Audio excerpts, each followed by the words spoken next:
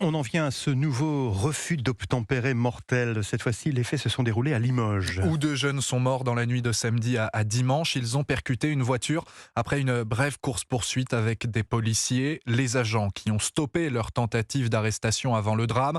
Drame qui relance le débat sur la manière de gérer ces interventions. Maï-Hélène Trémollet. Oui, selon le directeur central de la police judiciaire, Mathieu Vallet, il faut penser en amont à la manière d'éviter ces courses-poursuites. Il réclame une justice plus sévère. Il faut restaurer l'autorité de l'État et ça passe par une justice implacable. C'est que si les peines étaient dissuasives, si elles étaient appliquées, si elles étaient fermes, si elles étaient même de courte durée pour marquer le coup, on sait que derrière, on aurait des personnes qui seraient moins soumises à passer à l'acte que ça n'est le cas aujourd'hui parce que l'impunité, c'est la première arme de ce délinquant. Selon lui, les policiers auraient interrompu leur poursuite pour des questions de sécurité, mais également par peur d'un lynchage médiatique et politique. Depuis plusieurs semaines, des mouvements de contestation grandissent au sein de la police nationale. Les syndicats réclament une protection juridique des policiers lors des refus d'obtempérer.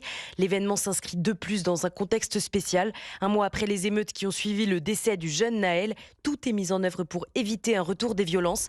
La CRS 8 et un escadron de gendarmerie mobile ont ainsi été envoyés hier soir à Limoges, notamment pour sécuriser la cité dont étaient originaires les deux victimes. Maï-Hélène Trémollet pour Europe 1.